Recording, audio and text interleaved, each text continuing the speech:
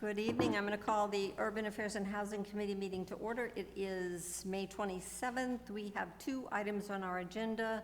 The first one is order number 26-109-683, a proposed zoning amendment to Chapter 650 zoning, Section 33, Results Way Mixed Use Overlay District.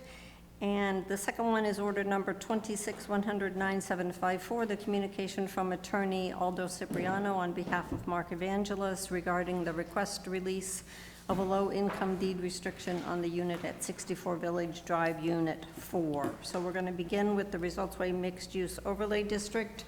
It's my understanding that they're going to run through a brief presentation, so if you would like to take the well, reintroduce yourselves again, please.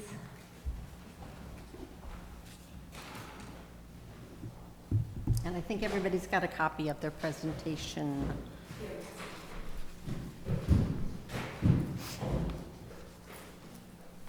Good evening, everyone. My name is Terry McKechnie. Can you guys hear me now? No? Yes. Terry McKechnie with Greatland. Kevin Sheehan, also with Greatland. And we're in front of you this evening to discuss the zoning amendment to the Results Way Mixed Use Overlay District. I believe everyone in this room has seen this presentation. We've made 0 changes to it. So I'm going to fly through it, but to the extent there are questions or you want to go back to any slides and talk about them, happy to do so. I'm just going to zip right through it. We submitted it, so we should talk about it. That's the existing campus as it looks today. Just a refresher on our involvement with the campus. We bought it at the end of 2020, executed a 200,000 square foot lease with BJ's Wholesale to relocate their corporate headquarters from Westboro to Marlboro. And 2 years later, we did a 10-year extension with Hologic, the women's health company, who has been a longtime resident of Marlboro and of this campus. And then most recently, we were successful partnering with Marlboro and winning the Massachusetts, it was a DCAM RFP to build the new Massachusetts State Crime Lab. So we have now broken ground on that and are well under construction if anyone has driven up there recently. It's a different site. Yeah, and actually the official groundbreaking is scheduled for June 9th. The ceremony, unofficially program. But yes, we're well underway with construction, so we're hoping you all can join us there that day. Yeah, hopefully we get good weather. And then this is just a summary of the zoning that we've done to date. I won't go through it. I think everyone knows where we are. The headline here is we are looking to raise the residential cap from 100 units to 400 units in sub-district 2 of the Results Way Overlay District. This is the most important slide. We are at step 1 here. So the next step being that we would come back in front of the same 3 committees. Unfortunately, you will have to listen to the same, different presentation, but 3 times, on the master plan and the development agreement. And then finally, as the different phases would get built, we'd be back for the site plan approval of each of those individual phases. A plan view of the existing campus. This incorporates the crime lab into the master plan. The crime lab was zoned under the underlying zoning of the campus, not the overlay district. So now we're updating the master plan to include, or we will, I should say, update the master plan to include that. This is representative of the full build out, but assuming this would be the next phase, this is 300 garden style apartments, all surface parked. Then we're showing 100 townhomes. I know I've said it in the past, but between the 100 and 300 is still sort of a fungible number of what's townhomes and what's garden style. And then the final phase being an additional commercial building in the middle of the campus there. We don't have to build any structured parking until that final phase. And that's your full build out. I just want to pause, and the only thing I'll say that's new in the presentation is we've now done this a few times and we've heard from a bunch of members of the committees. And the feedback that's sort of been consistent is that there is a lot of interest in seeing people like the diversity of housing stock and are interested in seeing what the phasing will be when we get to the development agreement. So that's been consistent. interest in amenities for the broader community at the campus. So things like walking trails, potential better access into craft food hall, anything we can do to explore bringing the outside in. And then finally, just on the sustainability front, both the planning board and I think the city council touched on maybe alternative energy sources, preserving mature trees, just kind of looking broadly at what we can do from a sustainability standpoint as part of the development. So those are kind of just key themes we continue to hear, and I'm assuming we will hear as we move into the next phase of this, which is the development agreement.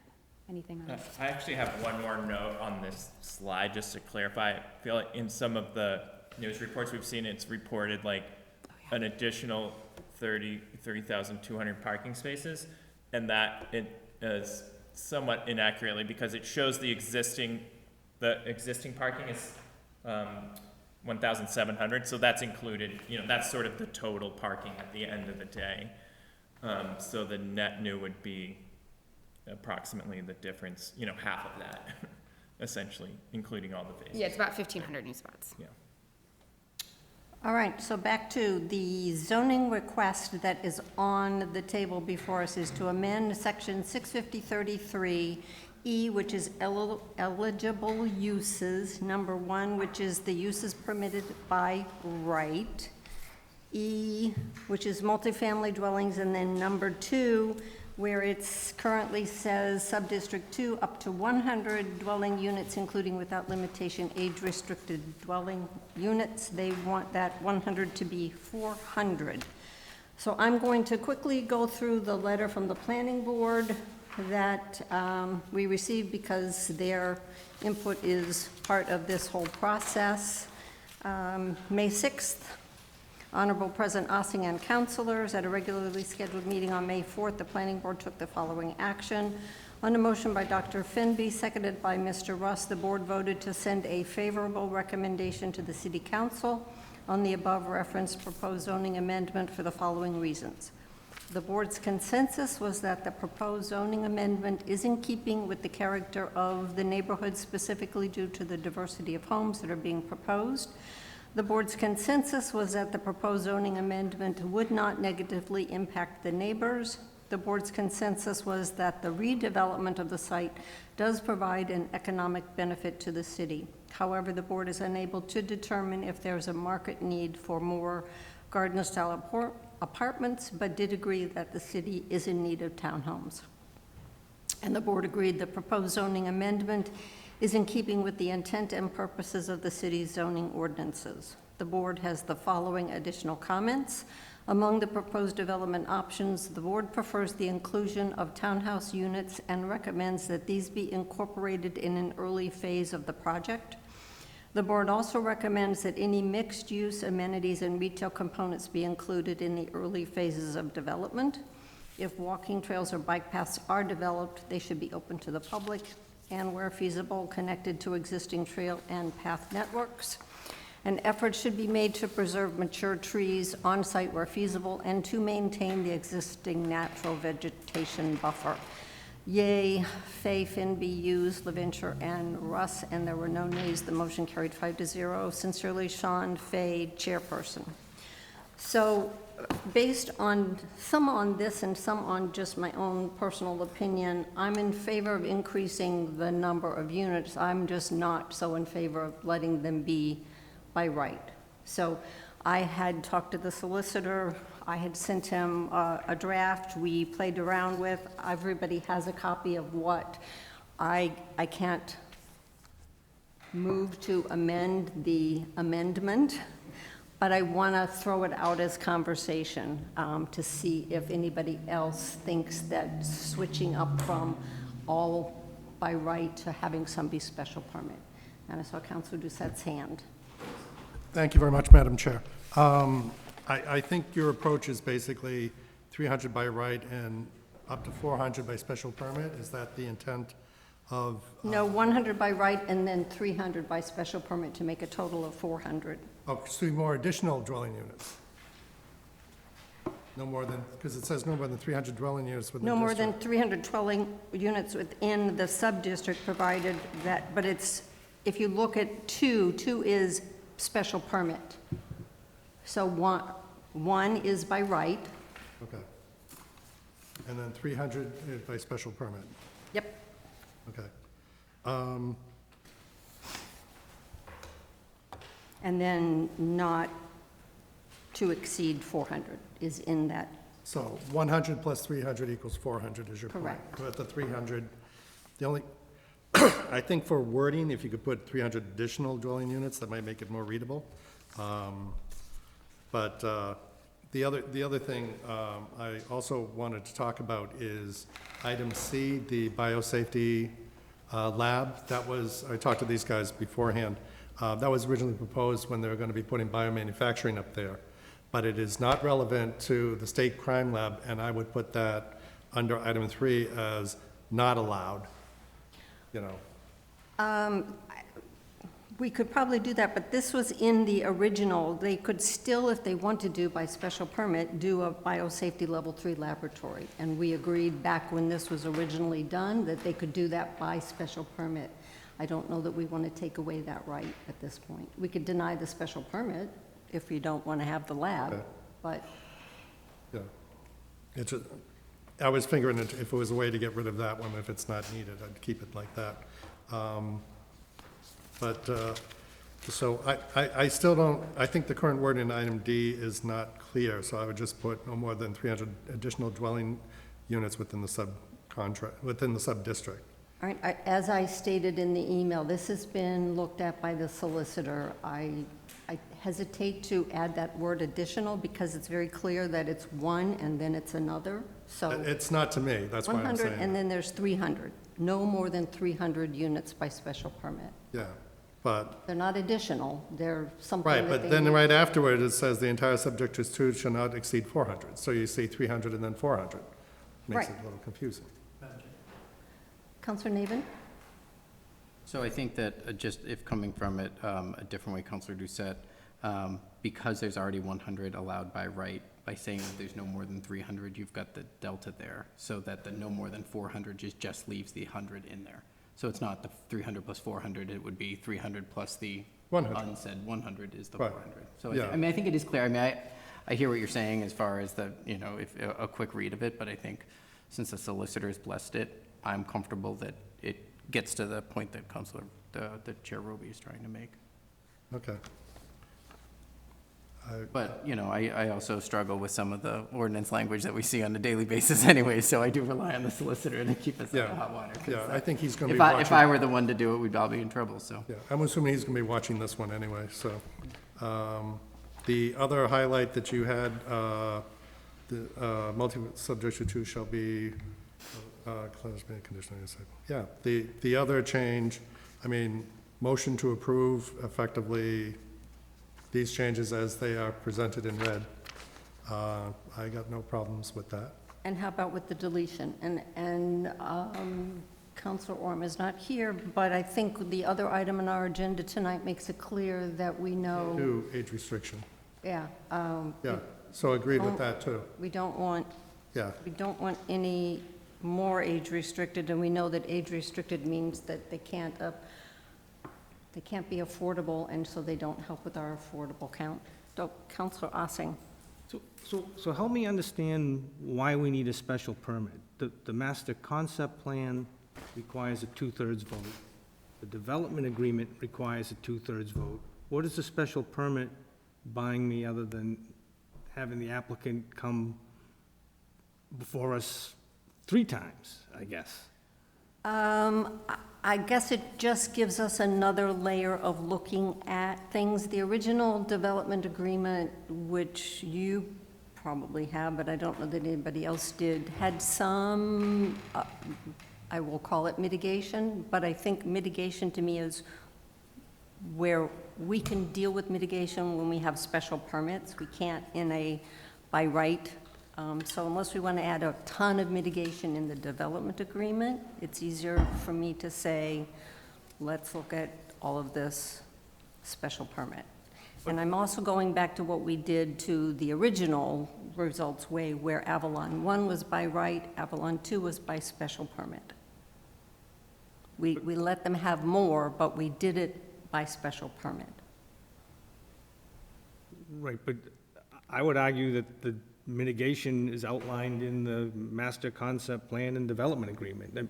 Again, I'm trying to see what the value is of a special permit coming before us. You know, in the master concept plan, we set up, we want how many townhouses, how many apartments, the sequence of construction, you know, as part of the development agreement, we can outline all that. I'm trying to, again, I just don't understand what a special permit gets us.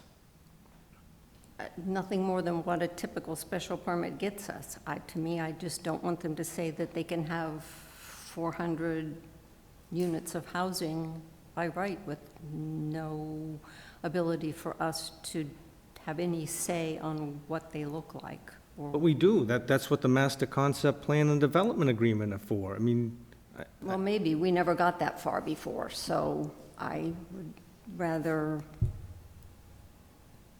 have this in the zoning, and then the other two pieces are extra steps, or next steps, but the zoning would take place. Councilor Navin. I hesitate to ask a legal question of the president, but I do want to ask it because I want to help get some clarification here, just because this is obviously a different process than we go through on our other developments, and it's a little tricky. If we are to change the zoning to allow the 400 units by right, and then we get into the next phase, which is the, I'm going to say for people at home, but for myself as well, then we get into the master agreement for the development, and we put in restrictions that say we want to see the 100 townhomes built first, right? And you shall not build the 300 garden-style apartments until the 100 townhomes are built. And the proponents, who have been very cooperative and have been very great to work with, and we had some different people in the past where it was a little bit challenging, but let's just say we're all working together, but then all of a sudden you guys feel like we pulled the rug out from you a little bit and say, well, you changed it, you said we can do this by right, we want to build because the market says we're going to get a better response for 300 garden style. Who gets the recourse in that scenario? So- Are we going to land court? Are we going, are we here? Are we, I'm just trying to understand. So, How that Madam, goes. can I respond? Certainly. And I'd ask Terry and Kevin to, you know, fill in any blanks, but the master concept plan basically, go back to the cartoon, for lack of a better word, you know, kind of outlines what it's going to look like, right? Master concept plan. Development plan is now going to say, here's all the stuff we want in it. We want the parking garage first, the buildings, because remember we got hung up on that a couple of years ago. We wanted office buildings before we saw residential units. And we couldn't get the commitment for the office building, so the thing kind of went, all right. Well, we actually. We did, because now we have a great crime lab where they were going to put those 100 units that they wanted to build first. So look at how that works So, out. so you can pat ourselves on the back for not. It doesn't happen often, Mr. President. Let's take a lap. But the development agreement, again, Kevin and Terry, tell me if I'm wrong, is going to specify we want the garden-style units first, the apartments second, and we can change the numbers. I mean, it's just 400 units. If we want 400 townhouses, I guess we can get it. I mean, again, it's got to come down in the concept plan. If we don't like the concept plan and say, hey, we want the whole thing, all townhouses, they may not want to do, just like, we wanted the office building first, and we don't like it, it doesn't go anywhere. But I'm still trying to determine, what does my special permit get me that the development plan doesn't get me? I'm not trying to be a stick in the mud, I just don't I'm trying to understand why I would want to have a special permit in addition to the development plan. And I guess my thought was it could make the development agreement less wordy and less financially involved, and let the financial pieces be in the special permit. But if everybody thinks the development agreement is the way to go, then I guess we can do that. Mr. Sheehan, did you have a comment or a question? Yes, if I may. Help. Just to respond to a couple of things, and Councilor Navin's point, I think, is accurate that, as Terry outlined, there are multiple steps under the overlay. So if for some reason, we can't come to terms on what the concept plan should look like, or the mitigation in the development agreement, we basically don't have a by right project at that point.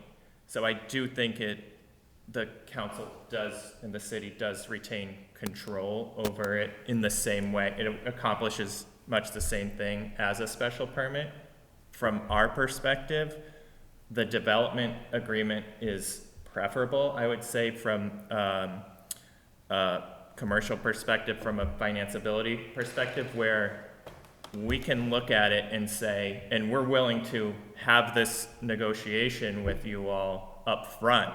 That's better for us than saying, okay, great, we have some ability to build a certain number of units, but we have to go back and negotiate a mitigation agreement in the future. We're not sure exactly how much that will cost us, so it makes it a little bit harder from our perspective to actually get the units built in the future. So I we think would prefer to do that up front if possible. So I appreciate that point, and I think it clears it up. Some of the part that I'm struggling with here, and so I rely, on Councilor Rossing and the chair to help here. One of the things I get hung up on a lot as we go through this process, not specific to this process, not this parcel, because obviously the overlay makes it a little bit more complicated than we deal with others.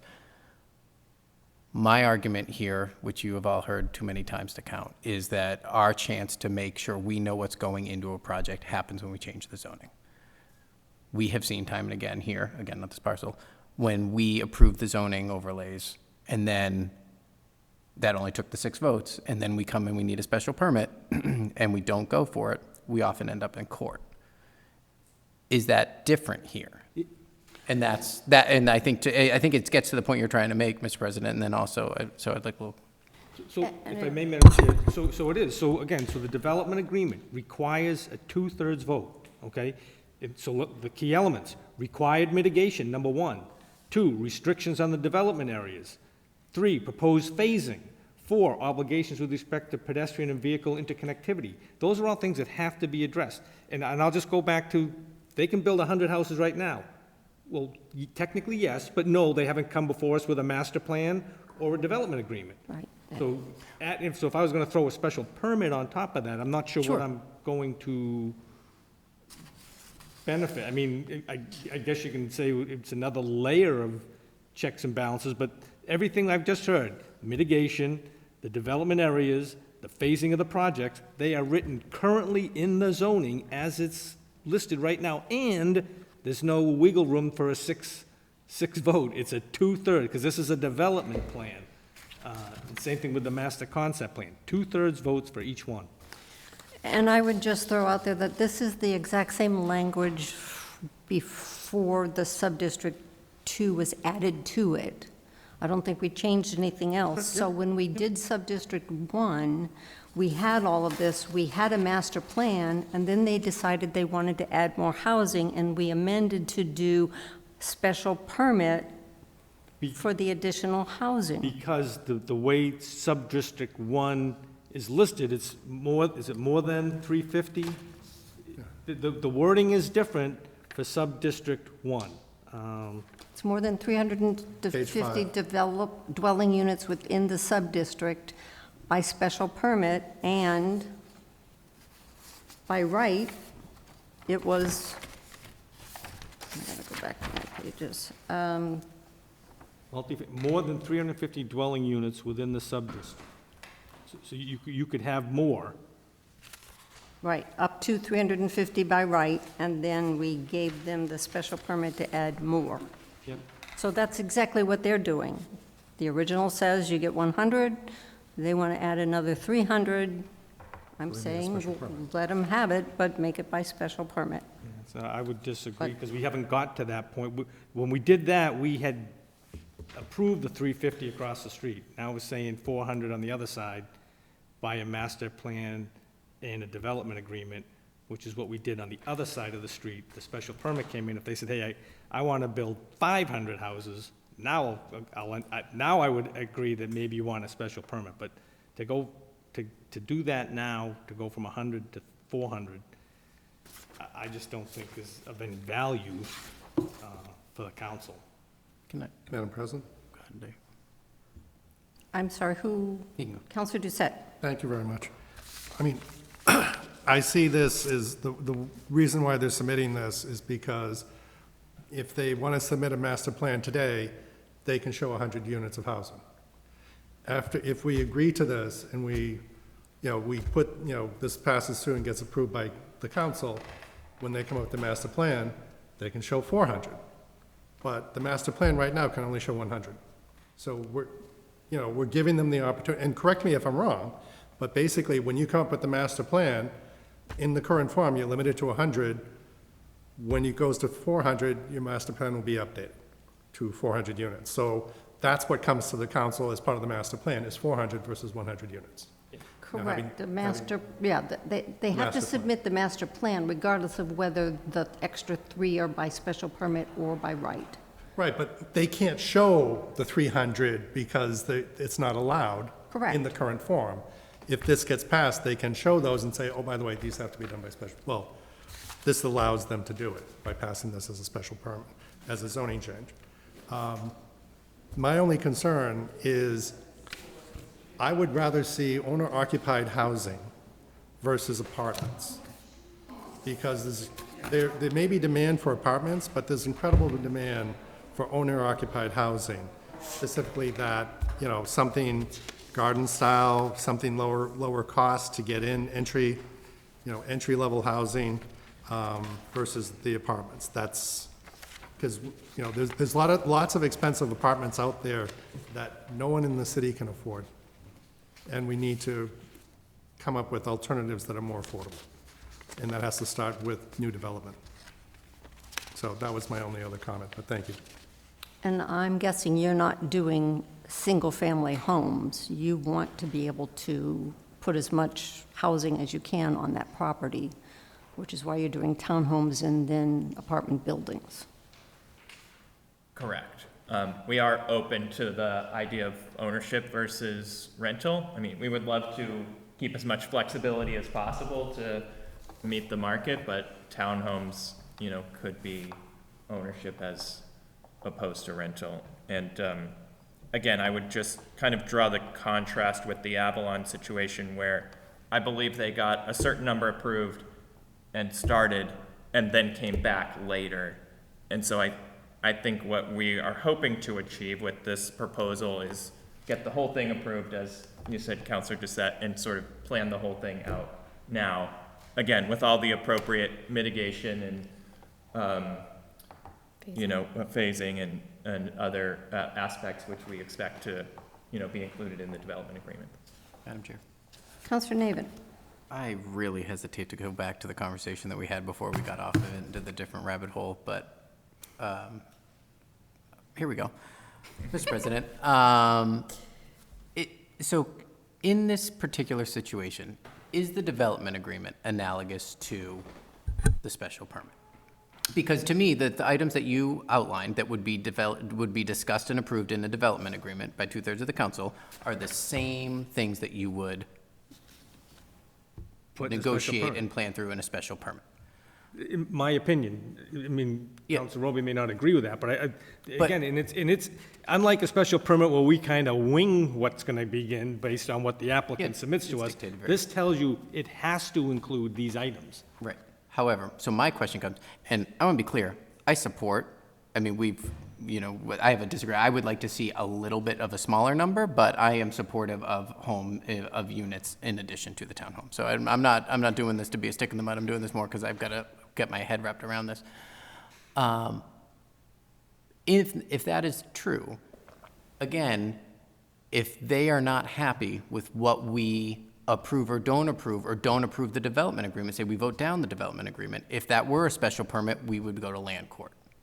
Is that the same? I don't think you don't go to land court for a development agreement. That's just, They just don't build, they can't build they anything. just can't Well, build it. They got to can't come build back and anything- figure out one that's going to pass muster through the council. Yeah. May I make a suggestion that we go this route as opposed to the special more- permit process that we go through on every single other development in the city? And maybe we may have a little bit more of strength as a body when we decide what we would like to see, but I guess I digress. I am perfectly okay having the conversation around what the development agreement can have in it, and that will be the next step, and go back to the language that they had. if they're amenable to adding the specific language about the affordables that was suggested by the solicitor, compliance shall be made multifamily dwellings in sub-district 2 shall be subject to 650-26 of the zoning ordinance. Compliance shall be made a condition of any site plan approval that's required. And that is the affordable housing piece.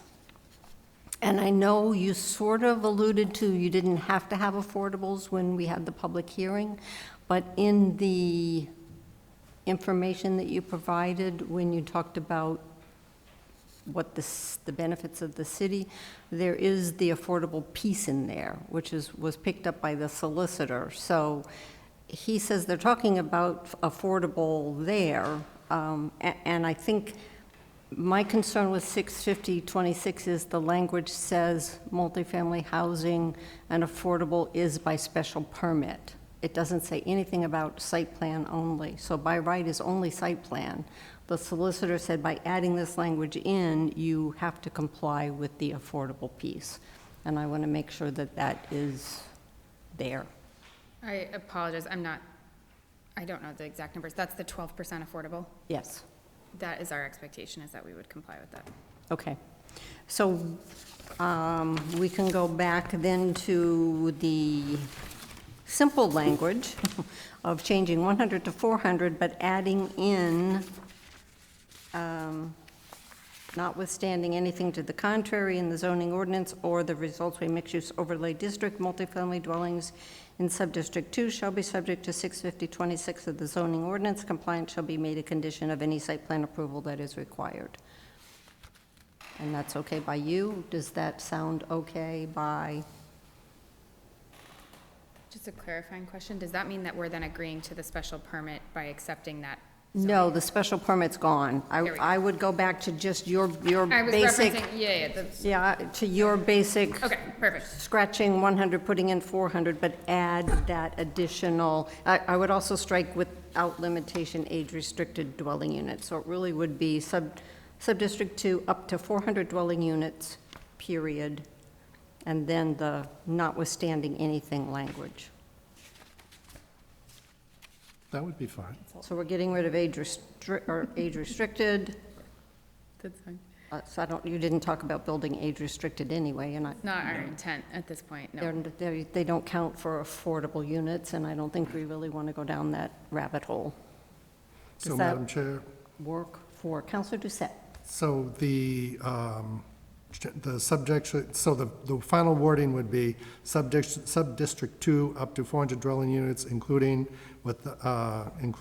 any dwelling units, because it doesn't say. No, period. Period. 400 Stops at dwelling units. Period. Yes. And then add the notwithstanding sentence from page 4. Hold on, looking at page 4 of your notes. Page 4 of, yes. Page 4 of, Notwithstanding anything to the contrary to the zoning ordinance, multi-unit sub-district 2, plan should be made a condition. Okay. So basically, the red on page 4 is appended to what's shown on the handout for, right, except Yeah. it says 100 dwelling units, it would be Okay. 400. I'm okay with that. I rescind my original proposal, and I propose for that change instead. All right, is everybody clear what we're doing? Yep. All right, it's been moved and seconded to amend the zoning to read sub-district 2 up to 400 dwelling units, period, notwithstanding anything to the contrary in the zoning ordinance or the results of a mixed-use overlay district. Multifamily dwellings in sub-district 2 shall be subject to 650-26 of the zoning ordinance. Compliance shall be made a condition of any site plan approval that is required. Further discussion? Councilor Doucette. I just want to make one comment.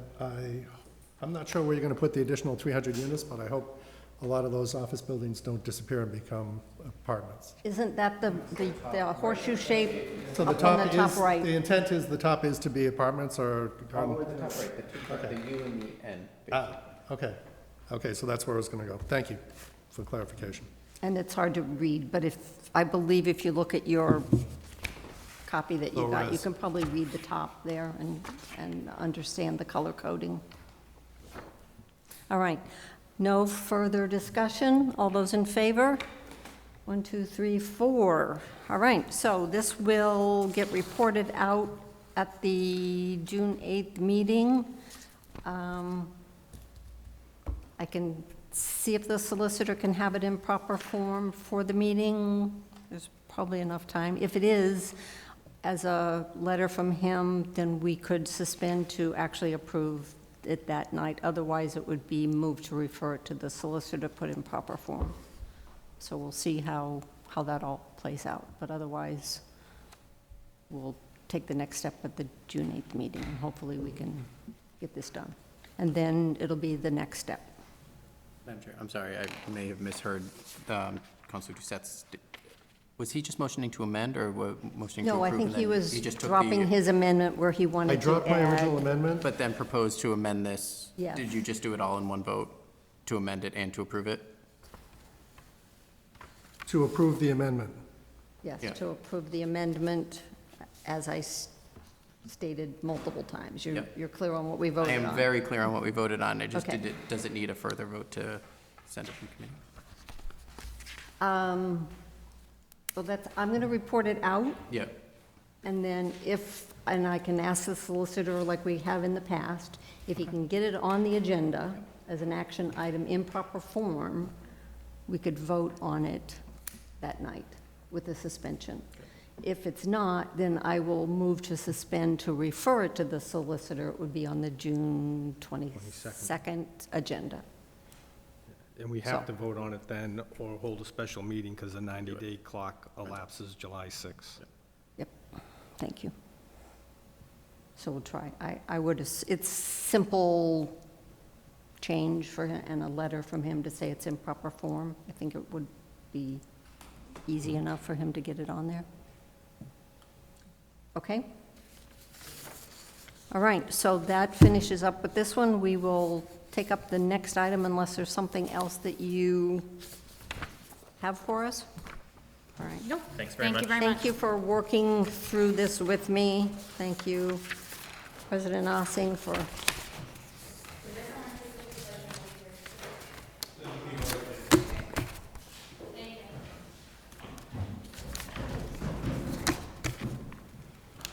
All right, the next item on our agenda, which is, as I had said before, order number 26-109-754, the communication from Attorney Cipriano on behalf of Mark Evangelos requesting the release of a low-income deed restriction on the unit at 64 Village Drive, Unit 4.